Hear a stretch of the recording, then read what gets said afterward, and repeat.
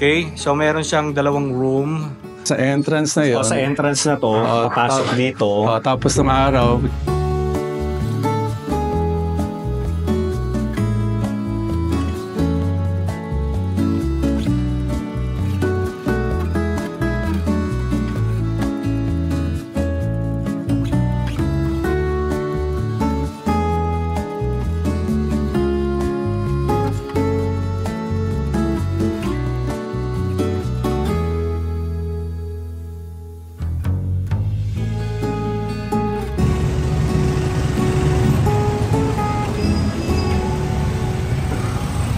Okay, so nagbabalik na tayo dito sa Pasig mga ka-YouTubero and mag-aalas 7 na ng umaga but anyway, pasok na rin tayo ng simbahan kahit sarado na, kahit tapos na yung misa, no?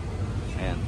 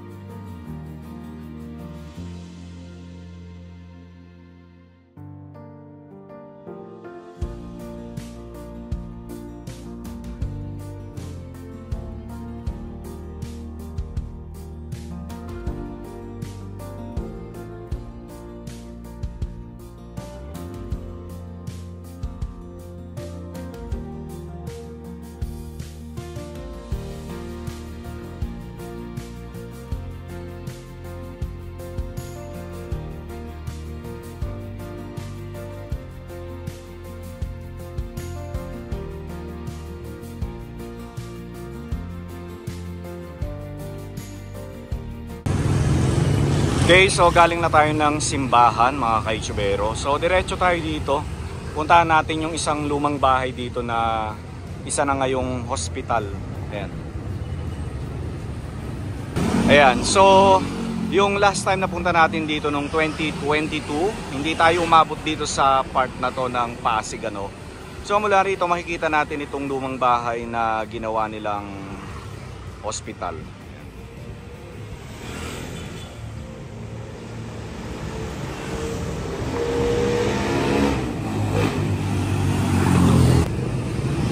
Okay, so nirepurpose nila yung lumang bahay, no?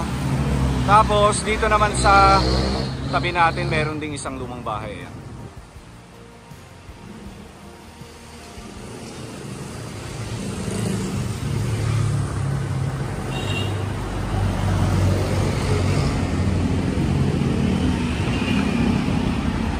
Ayan, so kung makikita nyo, no, salamin na siya, siyempre may aircon na siya, pero meron pa rin yung mga kapis window.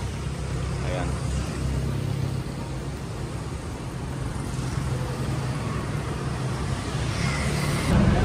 So clinic pala ito mga ka-YouTubero, hindi pala hospital, pasensya naman.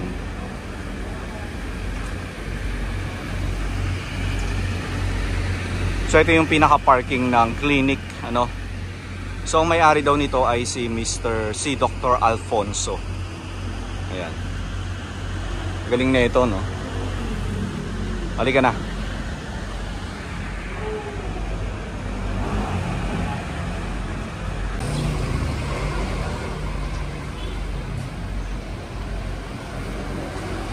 Okay, so isang clinic.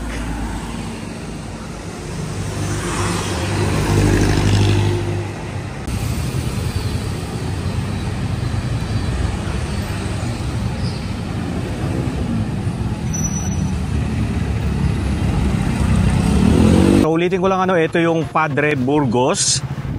Tapos ito naman yung Padre Gomez. Ayan. Kung saan ay feature natin yung pinakalumang bahay dito sa Pasig, ang bahay na Tisa. Ayan. So diretso tayo dito sa Padre Burgos.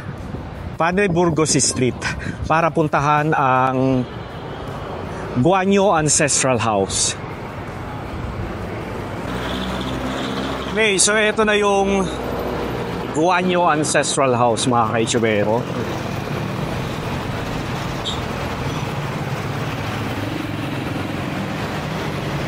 Okay, So, related si Pia Guanyo sa may-ari ng bahay na ito.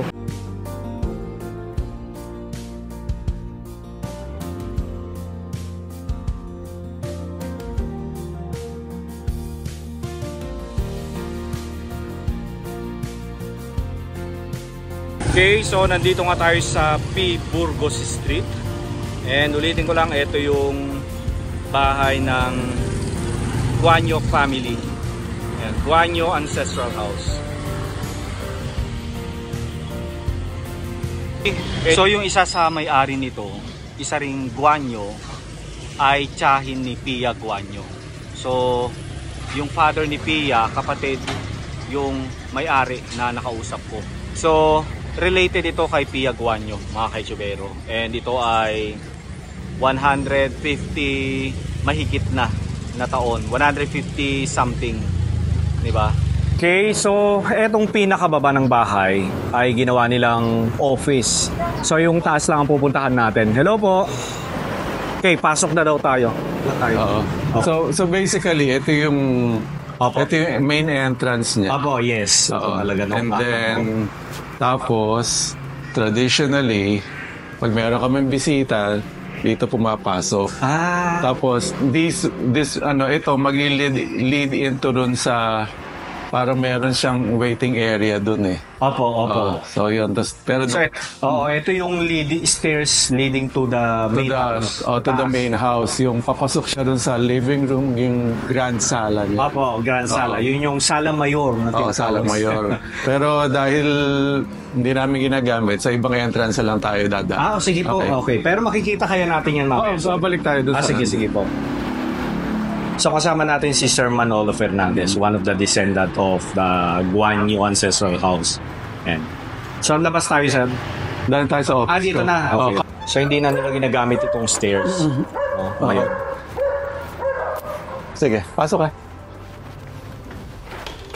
Ito yung living room namin, which is renovated na ito. Opo, renovated na. Tapos, ito na yung parang niya. Ito na yung grand staircase mo, sir. Grand staircase. Opo. So, mula dun sa entrance na yun. Sa entrance na to, papasok dito. Tapos ng araw, nung may mga karwahe pa, dyan daw pumaparada, and then papanik tayo dito. Dito sa, Sir, okay lang tanggalin ko pa sleeper? Panik ko na. Okay lang? Sige po. Dali, suot mo. Sige po. So maraming salamat sa pamilya Guanyo at tayo pinatuloy dito sa kanilang bahay. Ang ganda naman, sir. So yung bahay, binili ni Engineer Domingo Guanyo. Engineer Domingo Guanyo. From Nueva Ecija. From Nueva Ecija. Tapos si Cristina Santana. Opo. So, sila yung naging mag-asawa. Binili nila itong bahay na to nung kinasal sila. Nung taong ano yan, sir? 1924. 1920. Okay. Tapos itong bahay na to, ang nagpatayo nito, yung dating parang mayor ng Pasig, si Santiago. Hindi ko matandaan yung first name. Pero sila talaga nagpatayo nito ng mga 1880s. So 1800s pa nga itong bahay. Tapos na-renovate. So ngayon, kung mapapansin mo, yung itong portion na to tiled. Eto sir, original ba na tiles? Original na tiles yan. Pero ito, wala siyang bubong dati. So renovate siya nung nabili nila itong bahay. Nila Domingo Guanyo. Si Domingo Guanyo, isa siya rin sa mga engineers na gumawa ng Cannon Road. Cannon Road? Talaga po? Wow! Engineer kasi siya eh. Opo, wow. Tapos yung... Good to know, Sen. Tapos nung ako, bali, siya ang lolo ng mother ko. Tapos after nito, ang inabutan ko, syempre si Cristina pa rin. And then yung lolo ko naman, si Cristino Guanyo, sa DPWH naman siya, gumagawa siya ng mga Opo. dam. Opo, Tapos si okay. mother ko, si Carmina, dito siya nakatira. And then ako yung, fourth generation. Fourth generation na po kayo, okay. Ano ako, parang keeper lang. No? And you're also an architect, sir? Hindi, yung daughter ko. Yung daughter? architect. Ah, talaga po? Oo, yung daughter ko si Gabby. Oo. Tapos ito, Ang ganda naman. ito yung bust Ni... nung mother ni Cristina Guanyo, si Valentina Damian. Oo. Tapos kung titignan mo dito sa side, ang gumawa nito, yung gumawa, national artist eh. Si G.E. Tolentino. Oo, siya yata gumawa ng Ovation. 1935. Oo. Oh. Mhm. Wow. Tapos, well, yung mga... Kasi may nagpunta rin dito galing sa National Museum. So, Opo. in-explain nila kung ito, yung ano, Kung saan sa yari. kung ano yung design period niya. Okay po. Tapos yung mga chairs, yun. Oo. Ang ganda na ito, sir. Ay, yung pagkabuhay. Oo. Dati, Pakaganda. nung... Mula nung bata ako, Opo. until the early 90s, siya together with nung kapartner niya, yung nasa tita ko yun, sila yung ginagamit sa pagkabuhay. Yung Easter Sunday. Oh, wow. So matagal na rin. Matagal na. Mga 1800s pa ba ito? Hindi naman siguro. Mga 1900s. Mga 1900s. Tapos yung Sacred Heart. Ito pang isa. Wow. Diba? Mga katuwan. Tapos, ng salamin mo, sir. Oo nga eh. Although basag yan. Pero ano Pero original yung salamin mo, sir. original Beveled yan. eh. Ano po? Even yung aparador mo, sir, oh. Oo. No? Ito. This is also original glass mirror. Ano to? Aparador to ng mother na mami ko. Ganun po. Tapos yung itong painting Oo nga. is Ganda. copy by Ramon Peralta. 1924 yata ito. Itong Okay. So, kinapi po ni Ramon Peralta ito. From, I don't know, from what other painting. Ang ganda. So yun, siya eh. Parang isang bedroom dito. Ito yung bedroom namin ng brother ko. Opo. Tapos ito, yan yung main bedroom. Sa parang master bedroom siya. Tapos nung bata ako, si Cristina Damian, dyan mismo ang bedroom niya. So pag pumasok ka dyan, parang ibang mundo kasi at daming santo. Opo. Tapos Okay. ang bed niya, which is meron pang canopy. O meron daw sir, ang tawag dito, atay bed, meron kayo nun? Oo, parang yung may mga canopy. Parang bed frame na Oo, kahoy. napunta yun kay Pia. Na kay Pia. Oo. So sir, explain mo nga sa amin, si Pia Guanyo is related po sa inyo? First cousin ko. First cousin Oo. po. Yung Coronado House sa along Pasig River, sa poblasyon ng Pasig, poblasyon ng Makati. Okay po. So, doon sila nakatira dati. Nakita ko yan sir, picture ko yun. Oo, Coronado House yun. Ayun. Yung mother kasi ni Pia is Coronado. So doon lumaki si Pia. Doon lumaki si Pia. Yung brother niya, si Joey, yung dating basketball player, no first, siguro up till 5 years old, dito siya. Opo. And then lumipat sila sa Makati. Si Pia talagang totally doon na. Doon na talaga siya. But every Sunday dati, nandito sila. Nandito po siya. Nung buhay pa yung mga ninuno. Opo, sir, ang ganda ng ng pagka Saka yung double door siya. intricate na design, no? Mhm. Pero sir, hindi ito nyo talaga binubuksan, sir, no? Kasi itong area na to, yung flooring niya needs repair. Okay po. So, up until hindi ko nare-repair, hindi ako nagpapapasok muna. So, kahoy ba yung... Oo, kung ano yung... parang ganito din. Kung ano yung flooring nakikita mo dito, goes all the way dun sa mga I see po. These are Nara, sir. Siguro, nara yan. Kaya rin dark siya. Oo, usually gano'n naman, sir, Nara eh. Tapos, Ito pa, sir, ang bathroom mo, sir? Oo, ito leading to do sa dalawang bathroom. Hindi ko pwede masikip yung bathroom mo, sir. Magulo. Magulo, sige po. Ito ang magandang mirror mo, sir. Ang laki. Ito na yata yung pinakamalaking mirror. Ano bang tawag sa ganitong mirror, Basta sir? ito, definitely, mercury yung nasa yung reflective, niya, material niya. Kaya hindi siya nagkakaroon ng parang yung Yung may itim-itim? Oo. Okay. Mercury pa yan. Mercury. So, and original siya, bevel din siya, Ano ako 55 years old ako So at least ito mga 70, 80 years na to. Mahal na yan, sir, pag ibenta mo, no? Tapos yung mga arko niya, Opo. ang sabi ang sabi nung ibang historians, Opo. ano daw, parang Commonwealth era ba? Hindi ko matandaan.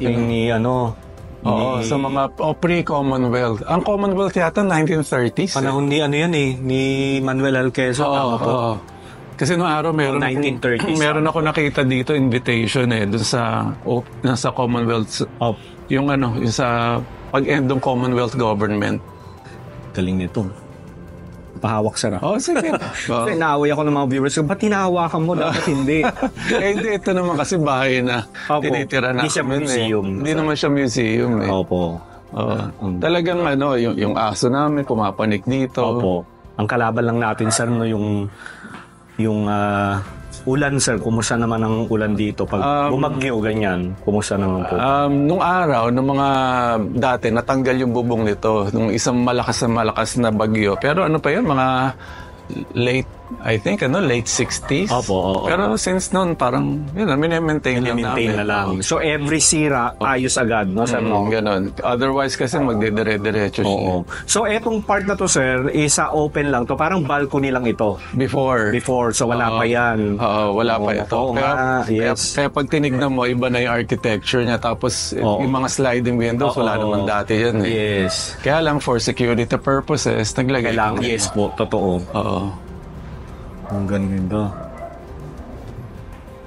Tapos dito, sir, ano na po dito? Ito yung parang living quarters lang ng father ko. Diyan siya nanonood ng Hindi ako YouTube. Pwede pumunta dun, sir. Medyo Pwede naman. Mga maayos naman, sir. Hindi, magulo. Ganda, mga kalado na tinatawag, sir, no? Ito, sir, office. No, yan yung parang kitchen ng mga mother ko. Diyan sila. Okay po. So kapag mga private house talaga, syempre limited lang yung pwedeng i-access sa atin ng mga owner. Unless ito ay museum, every corner pwede nating bisitahin, no, sir, no?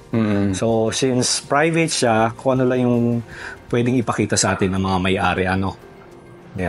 Talagang ginagamit pa nila Well, ako rin. Very nice. So, sir, itong bahay na ito ay open for public viewing po ba? Hindi. Lang. For special accommodation lang. Opo. So, before, meron ako na-accommodate si Lagunensen Laog sa Facebook ko siya nakilala, and then you. Talaga. So, maswerte ako dahil ako'y pangalawa. No, sir, salamat. Carmina. Mother ko si Carmina. Ayun, maraming salamat po kay Ma'am Carmina. Maraming salamat, sir. You're welcome. Okay na po Wala tayo. naman. Maraming salamat po ulit. Sacred Heart. Ay, oo. Buksan ko ilaw. Para naman mailawan naman siya. Baka mahulog. Galing ng pagkakadugtong nila sa mga ganito. Na ginawa ni Manuel Conde. Si Manuel Conde yata yung father ba ni Juan Tamad? Ganun po. Tamad. Oo. Yung Sacred Heart na yan, at saka yung Last Supper na nandun. Siya ang magkasabay lang po sila. Magkasabay siya ginawa. Yung Last Supper doon. Garrison? Yung pinakababa, sir. Yung pinakababa. Yun yung parang dungeon nila. Dungeon kulungan. No, sir, no? Basta yung mga prisoners nila, doon nila nilalagay. So malamang during nung Spanish era, nung nagkaroon na uprising, sinugod ng mga katipunero yung ilalim na yan. Buti hindi nasira, sir, ano? Oo. Pa rin. Kaya ganun na itsura, naayos na rin po kasi. Nag-evolve na. Marami ng pag-aayos na nangyari. Pero yung mga art na yun, nandun yun ever since. Kung napansin mo yung mga art, di ba? Opo, yes. Galing. Maraming salamat kay Sir Manolo. Sir Manolo, maraming salamat. So ito po ay binibenta ninyo talaga. At saan po kami makakabili nito, sir? Dito lang din. Magkano ba to, sir, pag binibenta nyo? 100. O, bili na ako. Kasi pang-gift ko eh. Oo, bili ako ng 5. O, sige. Tapos ito libre. Ayan, libre yan. Sige. Sige po. 10 ang laman yan sa loob. Okay po. So, dun sa mga pupunta rito sa if ever na makapasyal kayo, dito sa Guanyo Ancestral House, so pwede kayong bumili ng kanilang binibentang utak. Ayan. Sarap yan. Thank you. Okay, thank you. Maraming salamat po. Okay, so maraming salamat kay Ma'am Carmina Guanyo Fernandez and of course kay Sir Manolo. Maraming salamat po sa inyo. And sa lahat ng mga staff ng Guanyo Ancestral House, maraming salamat po sa inyo.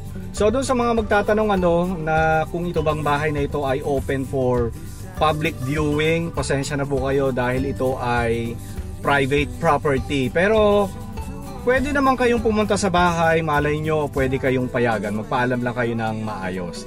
Maraming salamat sa lahat ng nanood and kung nagustuhan nyo ang vlog na ito, please don't forget to subscribe. At wag nyong kakalimutan na i-hit ang bell button para updated kayo sa mga upcoming videos.